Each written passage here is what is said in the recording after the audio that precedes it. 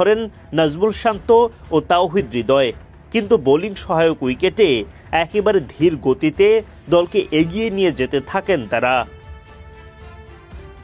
শান্ত হৃদয়ের ৭১ রানের জুটি ভাঙে শান্তর বিদায়ে। এলবিডব্লিউর শিকার হয়ে ৩২ রান করে আউট হন শান্ত। ৬৩ বলের ইনিংসে তার ব্যাট থেকে আসে মাত্র ৩টা বাউন্ডারি।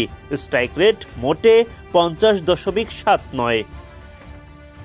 ৩০তম ওভারে গিয়ে ৩ উইকেট হারিয়ে ১৭ রানের দেখা পায় বাংলাদেশ। উইকেটে আঁকড়ে ধরে টিকে থেকে 50 তুলে নেন তাওহিদ হৃদয়। 50 পূরণের পরপরই জাস্টিন গ্রেভসের বলে আউট হন হৃদয়। ৯০ বলে ৩ বাউন্ডারিতে তিনি করেন ৫১ রান। অধিনায়ক মিরাজ আউট হন ২৭ বলে ১৭ রান করে। ওয়ানডে অভিষেকে 50 মিস মাহিদুল ইসলাম অঙ্কনের। ৭৬ বলে ৪৬ রান করে ফিরে যান তিনি। মিরপুরের উইকেটে শেষ পর্যন্ত লড়াই করে সাদামাটা পুঁজি জড়ো করতে পারে বাংলাদেশ।